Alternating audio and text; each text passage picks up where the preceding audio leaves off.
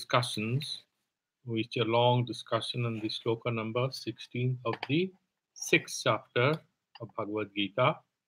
And yesterday we had gone till that discussion on the the Nirvichara Samadhi. And there was a mention that you have when you are meditating on a physical object, outside of your consciousness, that is Vitarka Samadhi. It can be Savitarka or Nirvitarka. If it's Artha, Savada, and Jnana Mishrita, then it is Savitarka. If it is only Armatra Pratibhasha, only that object appears in your consciousness, that is Nirvitarka, slightly higher level. Then you have Vichara Samadhi, which is focusing on meditating on Sukshma Vishaya, subtle material, not externally easily perceivable physical material. And what is it called? It's called Vichara Samadhi. And again, it can be split into two types at two levels. One is Savichara and Nirvichara. What is Savichara? When the meditation is on the subtle material, the 5 tanmatras, for example, and when you are meditating on them, and that Sukshma Vishaya is again appearing along with the context of time and space, and Artha and Jnana and Sabda, all three are there, Savikalpaka. And that is called Savichara. Here, this Savikalpaka, Nirvikalpaka I'm using is more in the tradition of Nyaya, that Nirvikalpa Samadhi is the ultimate Samadhi, like Vivekananda, Swami Vivekananda was given that opportunity by Thakur. That is not what is referred here. That Nirvikalpaka Samadhi is ultimate Asampragyata Nirudha Samadhi. Here we are talking about intermediate stages. Savikalpaka is Vikalpa Sahita. Nirvikalpaka is Vikalpa Rahita. And what are these Vikalpa is? Artha, Savda, Artha, and Jnana. These are the Vikalpa Sahita. Without these, only Arthamatra Prakasha, subtle material, it's called Nirvichara. And physical material, gross material, it's called Savitarka. That much we had discussed. Ta eva Savijaha Samadhi. And all these are Savija Samadhi. Why so? Because, he's explaining, because Tasya tatasraha samadhi samapattayaha grahyena vijena saha vartante. They all appear and they can manifest in the consciousness and they continue in the consciousness with the help of what? That grahya samapatti, that grahya vastu, something, there's some object on which this consciousness is focusing, and therefore this is Savija Samadhi. Iti Savijaha. Samapatti Samadhi Vitarka Vichara Ananda Sasmita Anagama Sampragyata iti Prag Yuktaha. And this particular thing has already been mentioned in an earlier sutra that we have already discussed, that this Vitarka, Vichara, Sananda, and Sasmita, they are all Anugata of the categorical Sampragyata Samadhi or Savija Samadhi. And then he's saying Sthula Arthesa Vitarko Nirvitarkaha. When the object of meditation is gross or physical, it can be either Savitarka or Nirvitarka. Shukshma Artho Savicharo Nirvichara iti. However, if it's the subtle material is what you are focusing on, it can be called Savichara or Nirvichara. As Neela has mentioned, could we have a flow chart? Yes, I will attempt one and I'll share it with you through the WhatsApp group. Tatra Antimasya. What is that Antima? Nirvichara. And it's a very subtle stage because you have to look at the hierarchy of the process of meditation, the whole perceptual process. First one is you start with the Kshipta, Mudha, Vikshipta. Then you're going into Ekagra stage. And then you're entering into the Savitarka. Then you go to Nivitarka. And then you go further up, Savichara Samadhi.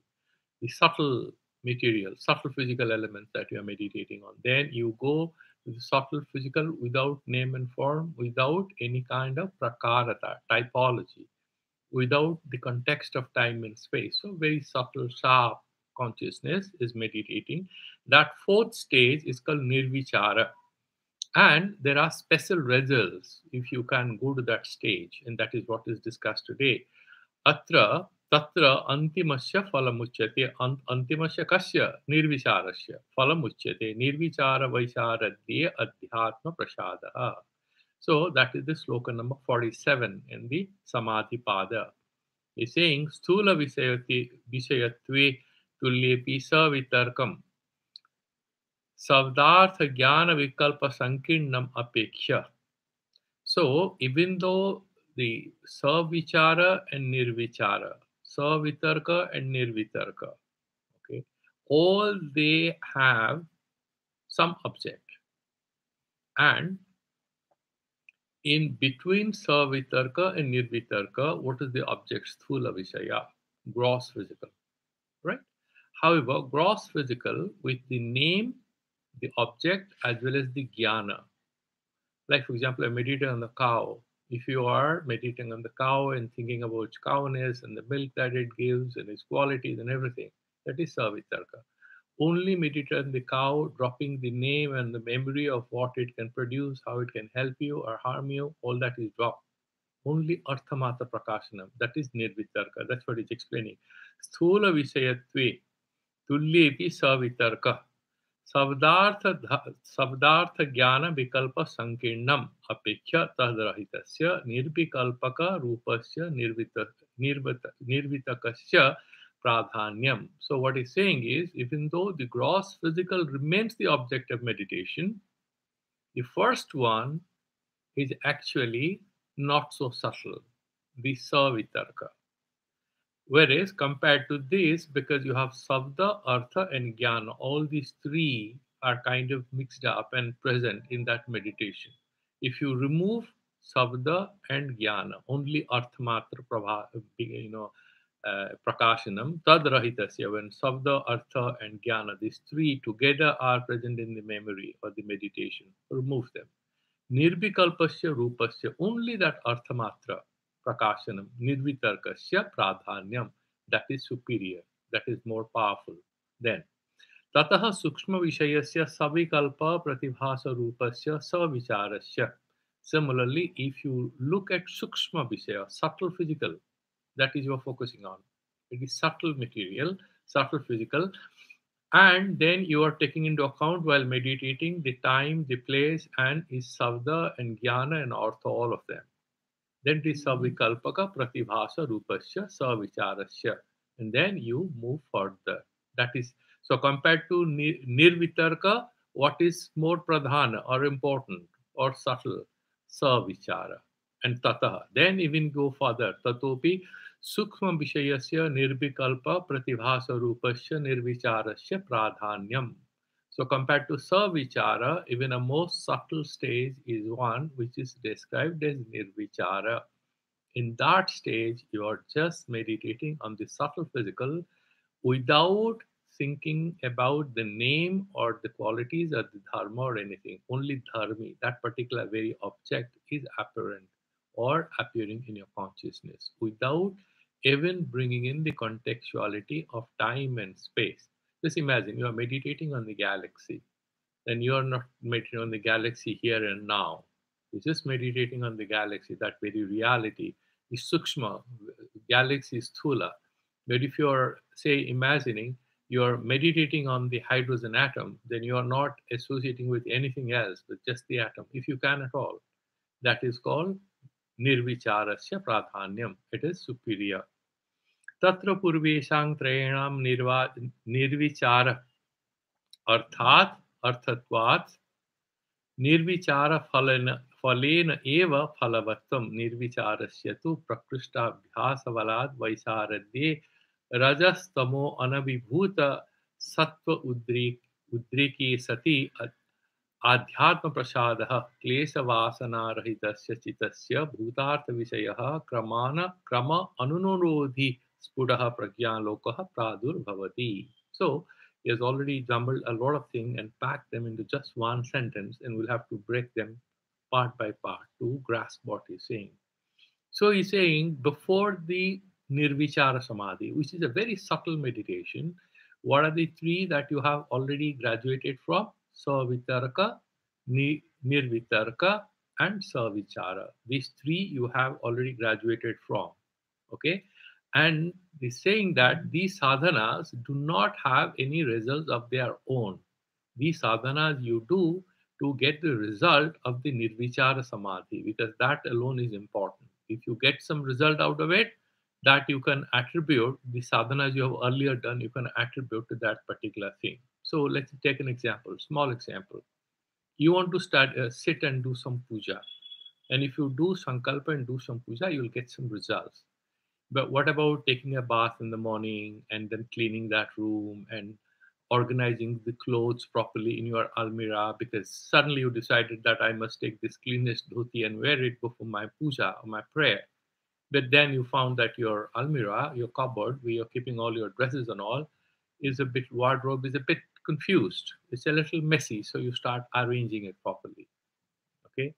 And similarly, you sort of clean your garden and you do several other things.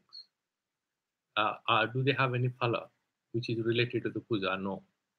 But you'll then consider that doing these ancillary things, all other subsidiary activities, are part of the main activity I'll do called the puja, where I'll get some result. Okay, so these are like angas, they're components, they're parts of that ultimate thing, that final puja I'll do, where there'll be some phala which I will get as a result of their prayer or that particular upasana or anushthanam. Similarly, here, when you succeed in your nirvichara samadhi, you will get adhyatma prasada. And then these aphala kriyas, the other three ones, do not have any specific phala of their own. If you ask me, if I succeed in savitarka, will I get any quick result? Not much. You are prepared for nirvitarka samadhi. And if you succeed, is there any quick result? No. You are prepared for savichara samadhi. Any quick results? No. You are ready. Your ground is ready for nirvichara samadhi. Is there any result? No. Yes, there are results. It is not aphala, it is safala. You will get some immediate results, plus you will get ready for the even higher level. But at this level, there are some, it's like those kinds of games people play now on the TV sets, right? Who is going to be a millionaire? So you hit a particular threshold, then they say, okay, now you have $500,000. You want to play further, or you want to stop, take your money and go home? You have an option. So, like Nirvichara, you have an option. You can continue to do meditation to go to the Nirudha Samadhi, which is slightly a few notches higher than this level. You can go home with a lot of siddhis. They are not permanent. No siddhi is permanent, but you will get a few siddhis and you're happy with them. So those phalas are mentioned here. So tatra purveshang trenam nirvichara arthatvat. So they are nirvichara arthaka. That means ultimate goal of these intermediary three stages is in fact to succeed in nirvichara samadhi. Nirvichara phalane eva phalavatvam. So their phalatva is linked to succeeding in that final semester. If you don't clear this final semester, the results of the first semester and second semester are there, but they will only enable you to take the final semester exam. In itself, no graduation degree. Nirvicharasya tu prakrishta abhyasavalat. However, because of this Nirvichara Samadhi, because you do a serious sadhana there, prakrishta abhyasavalat, vaisharadye, when you have nipunata, you have pravinata, that visharadata, you become a visharada, you are an expert in this particular samadhi. Rajas tamo ananibhuta sattva udreke sati. So what happens, rajas and tamas, they become completely subdued, and the sattva bhava flourishes without any obstructions. It becomes prominent. Then what you get when you have the sattva bhava prominently blossoming in you, you experience a lot of happiness, and there is something called adhyatma prasada, that result, that gift you get, that grace or gift of that samadhi. And what is that? Klesa vasana rahitasya chittasya bhutartha vishayaha. And then in this particular state, this klesa and vasana. Klesa is the pancha klesa. You remember those pancha. Avidya, asmita, avidya, asmita, raga, dvesha, abhinivesha. These are pancha kleshas, right? We have studied that earlier. Avidya, asmita, ahankara, again and again. Then raga and dvesha, attraction and aversion. And abhinivesha, fear of death and attachment, severe clinging to this body, this life. These kleshas are not there. Plus, no desire. Klesha Karana is avidya and desire. The desire also you have removed. Then what? That chitta, that consciousness is very, very subtle and very transparent, and therefore it can beautifully reflect bhutartha vishayaha. And all this, like for example, the paramanu bhuta sukshma bhuta. Like for example, it is so subtle that it can even reflect in that consciousness, even an atom. The atomic reality can be reflected. It becomes so perfect, right? You cannot see the molecules and the atoms with bare eyes. It's only science with sophisticated microscopes can we go anywhere close to it. So this particular thing, it's bhutartha viseha krama anunurodhi. Say, for example, you will see the gross physical, then the these the Trishnaka, then Dvyanaka and Paramanu. Finally, you go in that process, right? The physical gross, big size, then smaller, then smaller, then smaller, then you go to the subtle physical. He's saying, no, you don't have to go. Directly things appear in your consciousness. Sputaha, pragyalokaha, pradurbhavati. That level, that existence of the pragyaloka manifests in your consciousness. This is a beautiful metaphoric expression to capture that particular subtleness of our meditative consciousness when it sort of perfects, remember, perfects, not reaches, perfects nirvichara samadhi. It has to be an adept and master in doing nirvichara samadhi again and again. And in the process, the mind becomes perfectly dusted and cleaned up. Rajan and tamas are kind of completely subdued and removed, and there is a flourishing of the sattva bhava. And that level, you have pragyan loka. What happens to that person? He feels like a very super rich guy, and that's beautifully explained in this sloka. Pragya prasada maruhya osochyah sochato janan bhumistan eva sthailastaha sarvan pragyonupasyati. What happens is that, imagine if you go to the top of Mount Everest. Forget about Mount Everest. You go to any top big mountain or skyscraper, and from that skyscraper, you look at people walking on the streets. How do they look? They look like tiny spots, right? Moving spots. And they're just moving. And you feel, oh my God, these people, this place, you have very strange feeling because you are at a very high level. Okay. Now, what he's saying is similarly, pragya prasadam aruvya, like a physical mountain you have climbed, and after scaling the mountain, when you are standing at the pinnacle of it, and you look downwards at the valley, the animals and humans and the cattle and everything, they look like tiny spots on the horizon.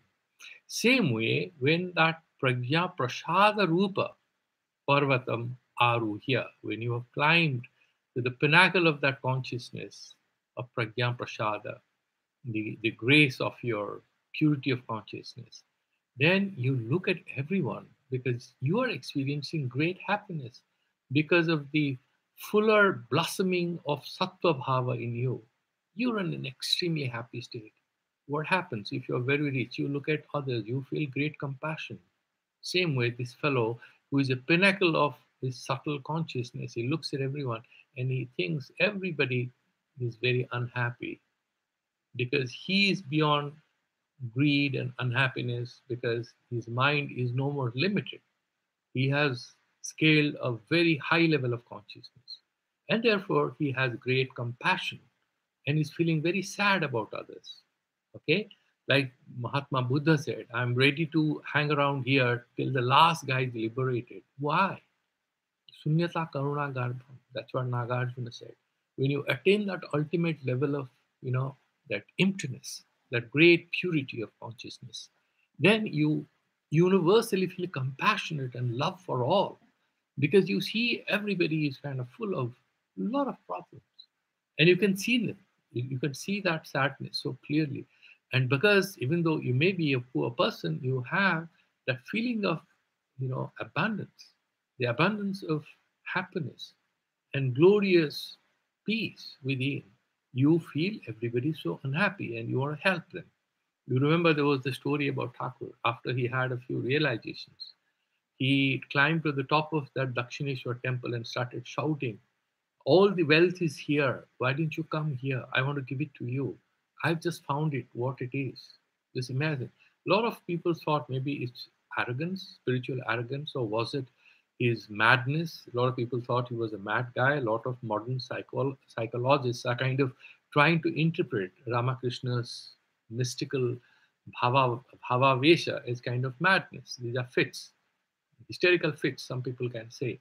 But this fellow was experiencing great compassion because he was at a very high level of subtle happiness because of Nirvichara Samadhi. I don't know what Samadhi, he was at a much higher level.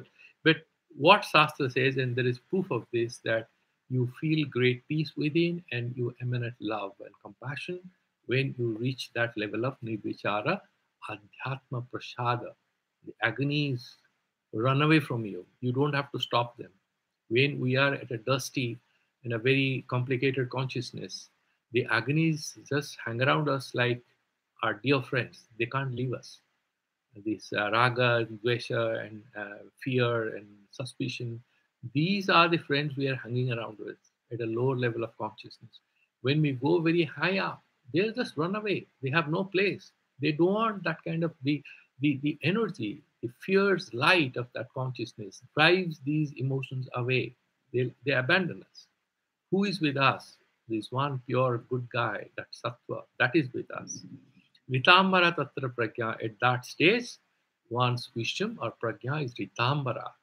Ritam, satyam eva. And it is always, it's carrying that truth in it. It's always oriented towards truth. That means it doesn't consider sansara to a very attractive place. It can see through the game of the sansara. Most of the friends who call you up, they're calling you up because you're in a good position. You can offer them something. You abandon everything, you become a monk like me. Most of the people stop calling you. It's useless guy because you are no more useful. Most of the relationships we have, people come to us because they think they can get something out of us. If they have nothing to get, and then obviously they are not going to come. So a lot of people, either after retirement of out of vairagya or whatever, will find that loneliness is in fact the fundamental aspect of life. But once you connect with the divine, that also abandons you. Even loneliness is scared of you. And therefore, what you have ritamvara pragya. Tatra tasmin pragya prasade sati samahita chittasya yogina ya pragya jayate sa ritambara. So when you have in that pragya prasada, when you are established in that particular higher echelon of consciousness, samahita chittasya, the mind is in a deeper meditation. Yoginaha, of the yogins, ya pragya jayate, the wisdom, that purity of consciousness, that it's kind of manifests itself. Jayate means is born, but actually nothing is born. It's always there, but it's kind of manifesting there. That is Ritamvara. Ritam Satyam Eva Vivarti, na tatra viparjasa gandhopi asti iti yogiki eva iyam samakya. So he's saying that this Ritamvara consciousness cannot be at all present in a normal guy who is playing football or is a good spokesperson or a good CEO or he's a scientist or he's maybe an actor or a painter. Then he's caught up in the cobweb of human relations, and therefore, whether he likes it or not, he or she will have to experience a bit of joy, a bit of sadness, a bit of fun. All these things will happen. In that state, that word, consciousness enshrined in truth, Ritambara Pragya, is irrelevant. It can't happen. Only when it happens at a very higher level of perfecting, that Nirvichara Samadhi and Ritambara Pragya manifests. And at that level, Viparjasa Gandhopi Nasti, the Viparja Jnana, Mithya Jnana, that, friendship is a very sweet thing, you know. And then you sort of, you're cheated, or somebody tells a lie, and you finally get to know that fellow had said X, Y, or Z about you or for someone else in a party, you're heartbroken. With this kind of a delusion will not even arise, not forget about arising, anything close to a false consciousness, a false perception can never arise. Why? The mind is now graduating and orienting itself towards reaching that Purusha Prakriti Viveka. And therefore, it's very, very subtle. It doesn't confuse itself. Does it mean that it doesn't have to go forward? No, it has to go forward even now.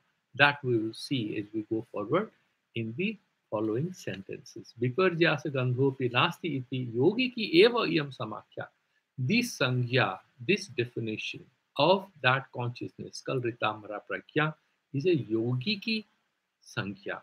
It doesn't apply to Laukika Pragya. It doesn't apply to the phenomenal interplay of different stages and different forms of consciousness which we might experience at lower levels of concentration of the mind.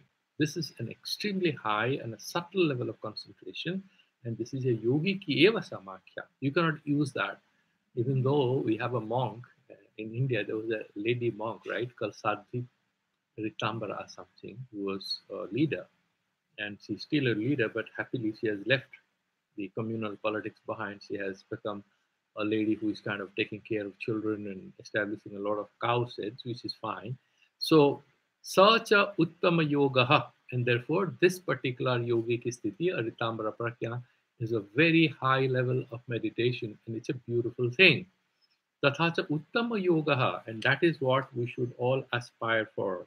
Okay, and he's explaining further. Tathacha bhashyam, that is what is mentioned in the Vyasa bhashya. Agamenanumanena dhyana bhasya dhyana vyasa rasena cha tridha prakalpayan pragyam labhate yogamuttamam. So he is mentioning and summarizing how a person sort of graduates out of these normal states of yogi consciousness. One is the phenomenal levels of consciousness. We do some samadhi, we do some ekagrata, then we are graduating to a higher level, much higher level. And this particular thing that I'm talking about is much higher. And what he's saying, agamena anumanena. Agama is what? Agama Sastra, all the Puranas. So what do you do? The word associated with this is Sravana. Reading is part of Sravana. Okay. Now, somewhere it is said, Pragyana Brahma, Tattvamasi, I am Atma Brahma, or say Aham Brahmasmi. Now tell me, what is this subject matter and how we get to know about it? What we know by listening and meditating on this is called Samanya Jnana, not Vishesha Jnana. Like, for example, we are having a conversation and suddenly I tell you that if you go to this reserve forest, you can see tigers drinking water from a certain water body at this particular coordinate. If you go there with a compass or something, at this particular coordinate, or carry a Google map, then at this particular GIS coordinates, if you put it on and you approach it, and there'll be a water body, if you stand there, you will see tigers coming and drinking water at sunset. Now, the jnana you have, what are you aware of? You are aware of a water body. Have you seen the water body? No. Can you tell me how big is it and what kind of planktons or anything floating on it, whether the color is blue or green? Are there any forests around it? I might describe. Still, you will only fantasize and imagine about a water body. And you will think about a particular forest reserve forest, or a sanctuary as they call it. And then I'm telling you that there is a certain pedestal which is established on a treetop. You have to go and sit there with your cameras. Then you have to wait for sunset, and tigers will appear to drink water. What are the tigers like? Even though you know, I know. What do you know by listening to what I know? I have seen them. I've seen the tigers, I've seen the water body, but I'm just telling you that you will see tigers. And if it's a history or it's a forester's, like note or a travel log, my personal experience, you're reading that book, like Jim Corbett has written about. So in Lal Dungi, there was the man eater of Kumayu. So he's written that story and you read it. Have you met the tiger? Have you seen how big it was? He had killed it. He's written about it. And the people, the nice people of that area. And how an elder brother carried his younger brother several miles at night, crossing over icy water of the rivers to reach a hospital, and the brother was saved. We remember having read that story when we were children. That's one of the Jim Corbett stories, great one. We haven't met the brother, we haven't seen the hospital either. And so we just have some samanya jnana, general knowledge, that's all. a general impression about the subject matter that is being discussed in an agama. So all the Puranas and Upanishads that we read, we don't have aparoksha jnana. What we have is paroksha jnana, samanya jnana, indirect knowledge, and in very simple terms, general idea about what it is, right? Then anumana. What is anumana is that you see smoke coming out of a certain mountain. Then you are doing an inferential logical work, and you're saying because wherever there is smoke, there has to be fire, and because here I see smoke emanating from this particular mountain, there is definitely forest fire at the valley side on the other side of the mountain. Do you know how big is the fire? No. Have you seen the fire? No. What is this knowledge of fire? Again, samanya jnana is a general understanding of the presence of fire. So now two ways of knowing. These are called epistemological issues or theories of knowledge or methods of knowing. So one method here is agama or shruti pramana. What is the knowledge? What is the quality of knowledge that you will get? Is samanya jnana, general. Similarly, whether you can get vishesha jnana through anumana, inferential knowledge, no, that is again samanya jnana, right? Like you are making some mathematical calculations that if this happens, this particular will happen. That particular that you are talking about, you have no particular knowledge about it, and that is samanya jnana, because these are logical, inferential knowledges that we are talking about. And then dhyana vyasa rasena cha. What is dhyana vyasa rasa nididhyasana? Because that is the heart of the matter of dhyana vyasa. And even if you do meditation, even in that meditation, do you have a Vishesha Jnana? You don't actually have Vishesha Jnana. You're meditating on what you have read from the text, or maybe you have done some Anumana. You're still, that is not very Vishesha Jnana. Then what else? So there will be no Vishesha Jnana? No, saying no, no, that is not. Tridha prakalpayan pragyam lavate yogam uttamam. But you, by doing these meditations, Sravana, Manana, Sravana and Anumana, and this, this Nididhyasana, you go to a higher level where the consciousness is able to approach subtle material truths, which we cannot get by reading books or listening to good acharyas, nor can we do mathematical calculations to reach there, nor can we meditate and experience them. Then you can say that, okay, I will not do anything, because if you're talking about Vishesha Jnana, Pratyaksha is good enough, because when I look at a cat, I see that beautiful cat. And that is Vishishta Jnana. Then the Sutrakara will say, yeah, that is Vishesha Jnana, because that is Anavashyaka, because that Vishesha Jnana will not give us liberation. We want that Vishesha Jnana, which is about Atma or Purusha, which will give us the key to the mystery of our existence here. This particular Vyavaharika Lokika Pratyakya, this particular perception, the ability to perceive things in a phenomenal sense in our everyday life, that we are capable of, doesn't enable us, for example, to see the Tanamatra. We cannot see that. We cannot see Mahatattva. We cannot see Ahankara. We cannot see Purusha or Mula Prakriti. So we kind of are stuck at best with the Vichaara Tattvas. We can look at them. Even Indriyas, we cannot see the Indriyas through Indriyas. They are Indriya Padartha. Can you see the eye? The eye is not the physical object. That Chakshu Indriya, that ability to see, that you cannot see.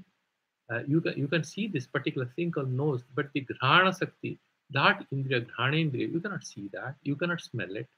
Right? They are also Atindriya. Indriya Devatas, they are all Atindriya Padarthas, and therefore you cannot see them through your perceptual tools.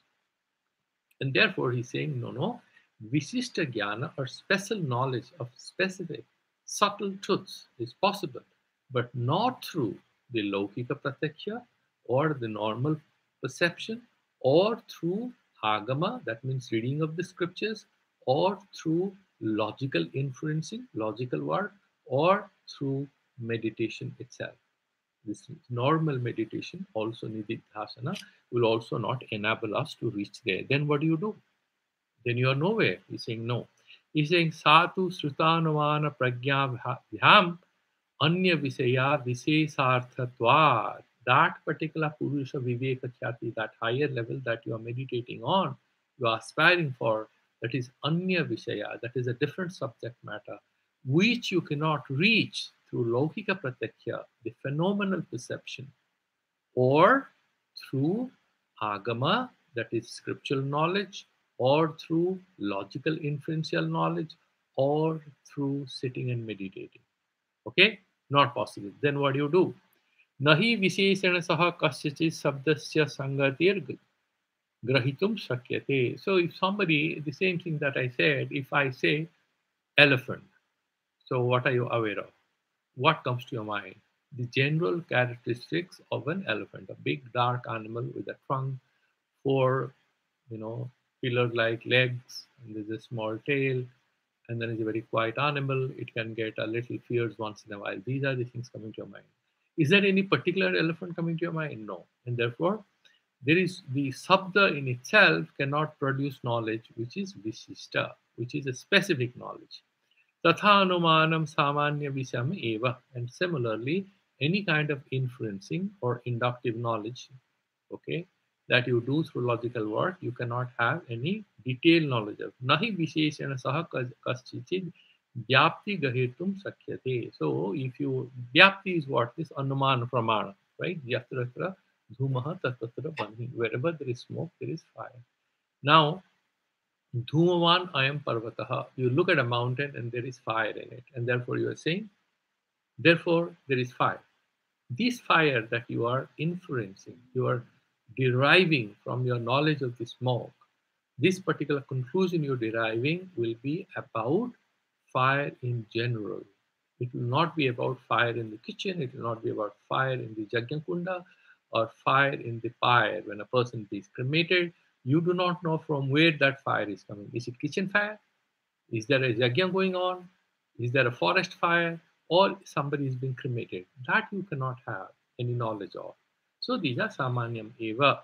Tasmat Shrutanumana Vishayo na Vishesaha Kasyachid Asti. And therefore, either by Shruti, or what you hear, that means any Shastra Jnana or Agama Jnana, neither the analytical knowledge by doing Anumana, you can ever have Vishishta, special knowledge of it. न च अस्य सूक्ष्म व्यवहित विप्रकृष्टस्य वस्तुनो लोक प्रत्यक्षेण ग्रहणम अस्ति. And therefore he's saying that what we are interested in is what? We are interested in having some understanding of that Prakriti and Purusha and Tanmatras, and we want to know the subtle realities. But these things cannot be possible to capture through loka pratyakshana, the laukika pratyakya, that phenomenal everyday way of perceiving things. That will not enable us. Kintu samadhi pragya nirgrahya eva sa vishesho bhavati bhuta sukshmagato va purushagato va. Whether you are meditating on the bhuta sukshma, the tanamatras, subtle material realities, or you are meditating on the prakriti and the purusha, the mahatattva or ahankara, these things are attainable. You can go anywhere close to it. Only at a level of samadhi, very subtle, very sharp, that samadhi, there you can have access to them. Only through that. It's an extremely higher, very sharp, very subtle kind of consciousness in which these truths will manifest or appear.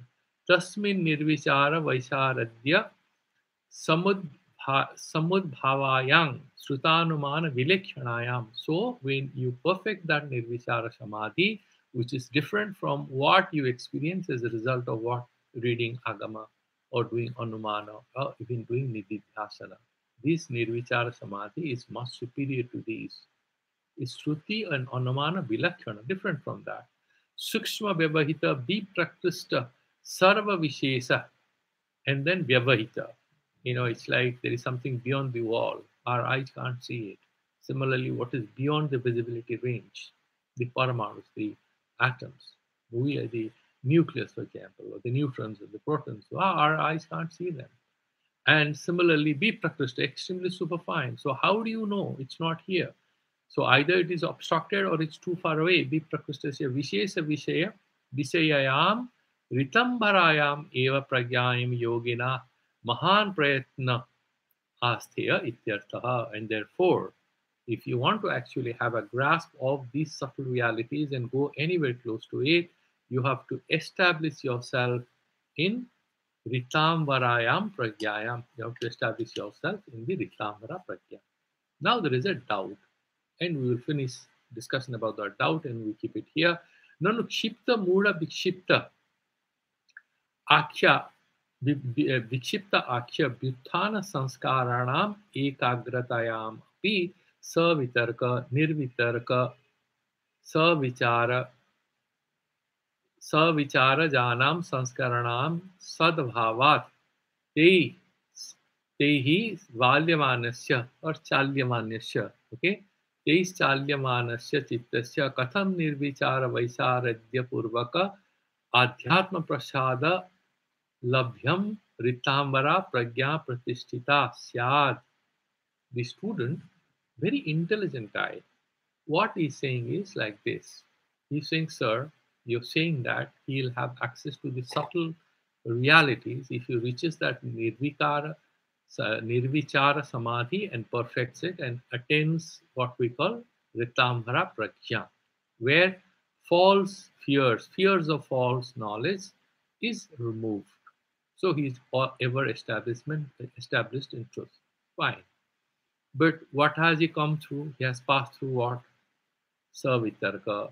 First, he has passed through Kipta, Mudha, and Vikshipta. These three stages he has gone through. Then he enters Ekagra, then Niruda. Right now, he's in Ekagra Avastha. Kshipta, Mudha, Vikshipta, all the sanskaras that he played football, that he had gone to a party, that he had a fight, that he had, suffered any embarrassment. All these sanskaras are there in his mind or not? They are there. Then he has again three levels of Ekagrata. Savitarka, Nirvitarka, and Savichara. These three levels of meditation he has done or not? Yes.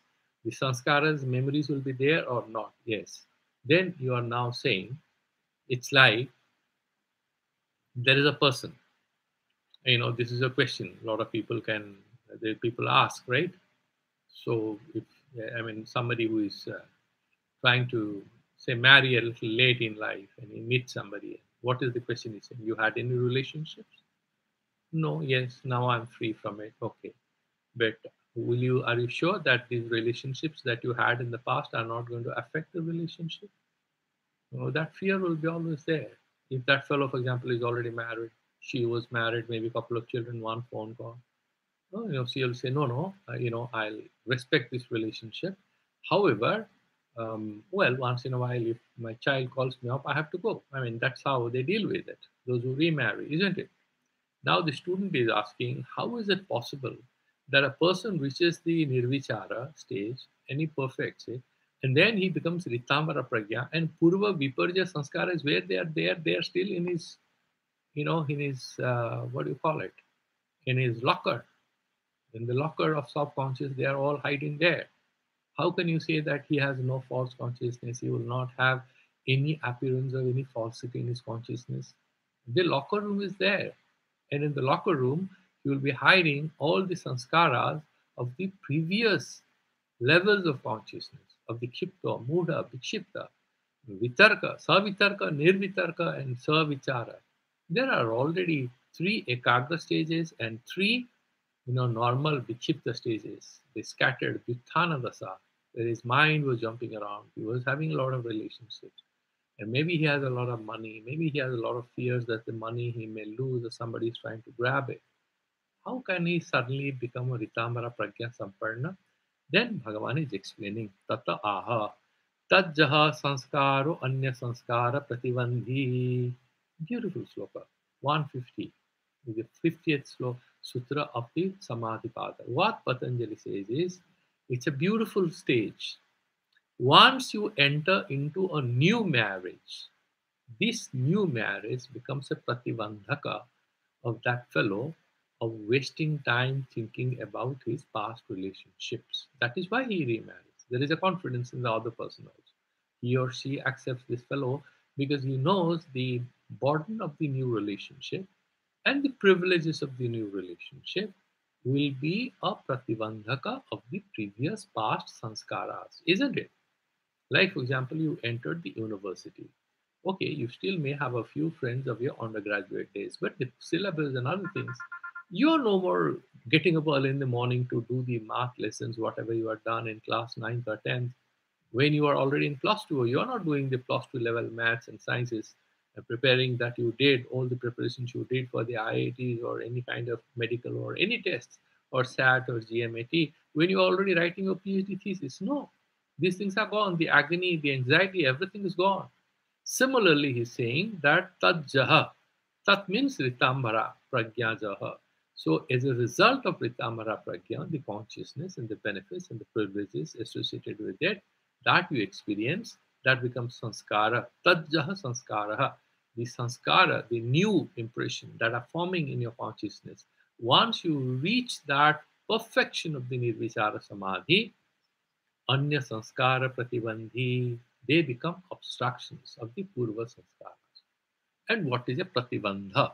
In our Shastriya Parampara, let me explain it in a very quick way before we progress further. You know what? Let's imagine that you have a child at home, or you have a nephew or a niece. Just imagine a child. And this child, if it finds there is a computer, it'll immediately start playing some computer games. Right? But this boy is, mortally scared of his mom.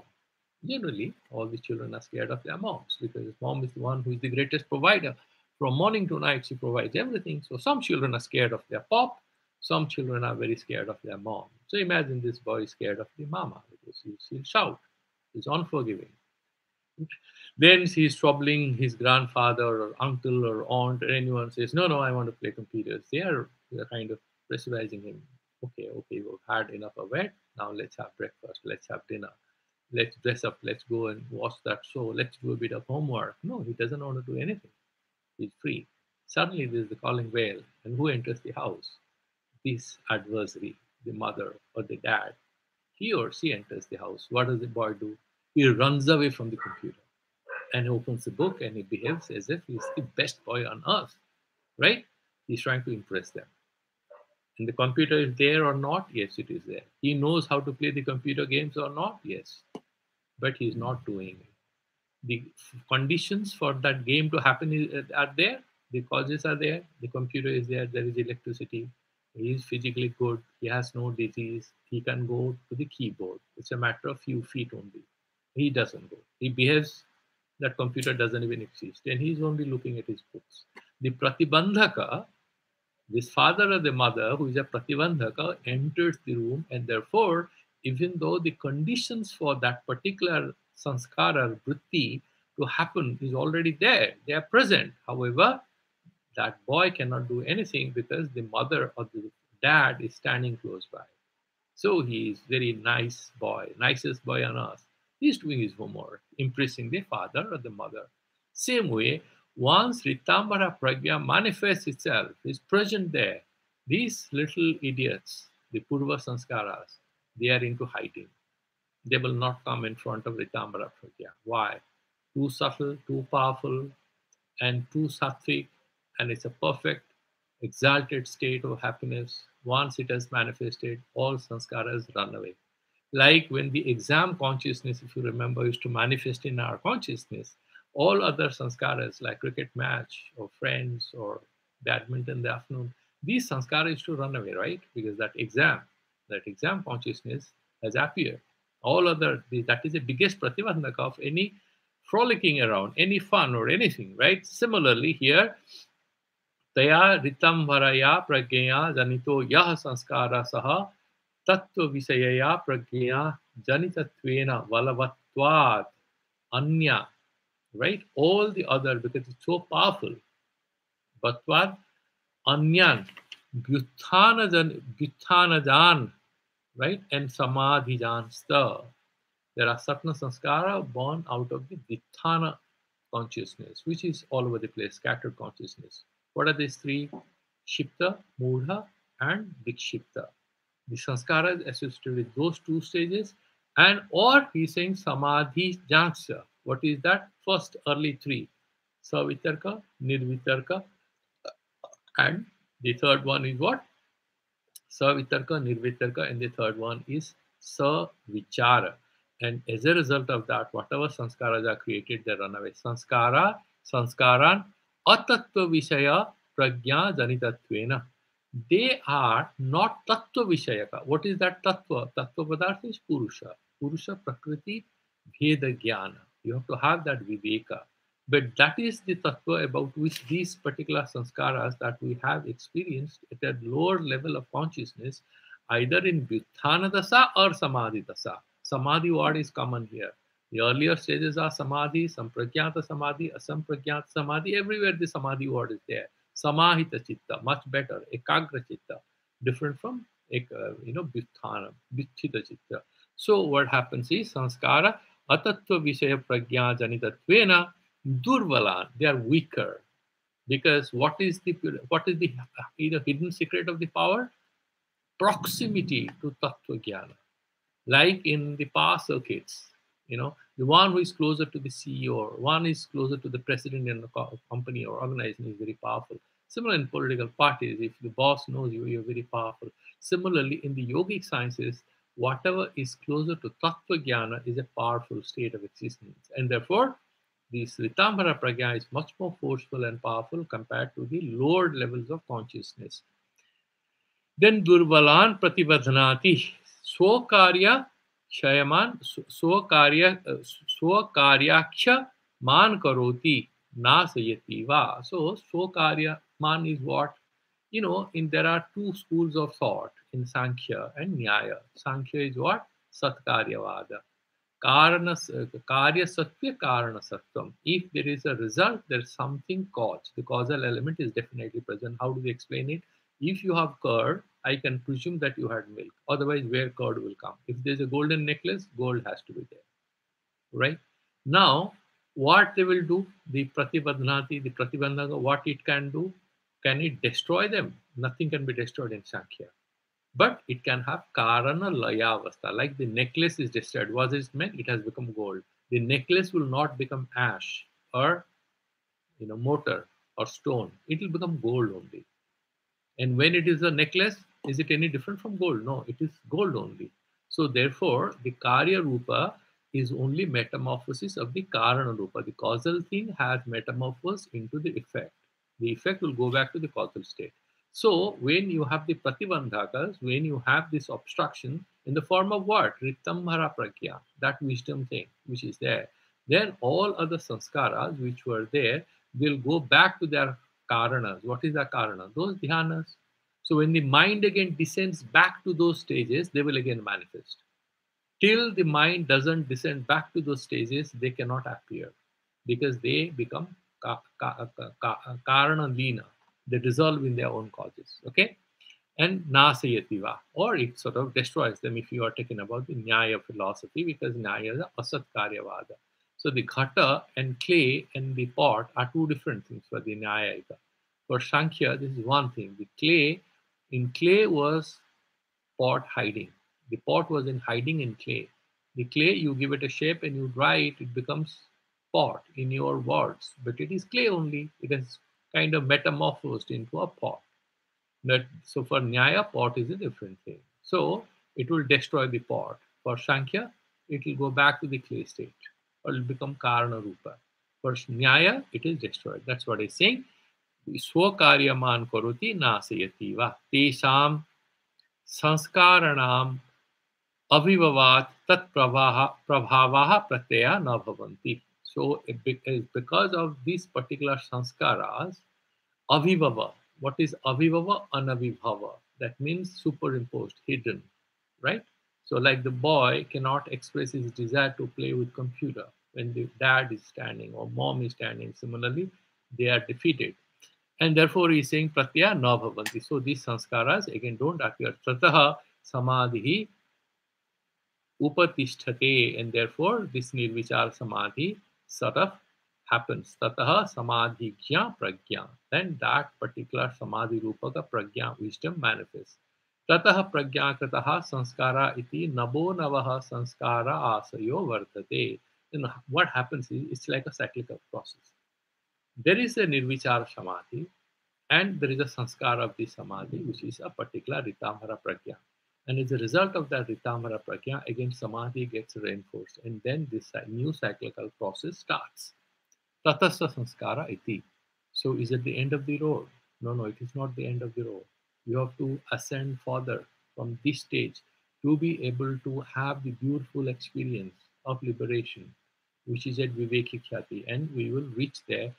I think today is a Saturday, so we will do it day after tomorrow. Okay, till then we'll take leave. So I'm stopping the streaming. However, we'll do the Santi mantras. So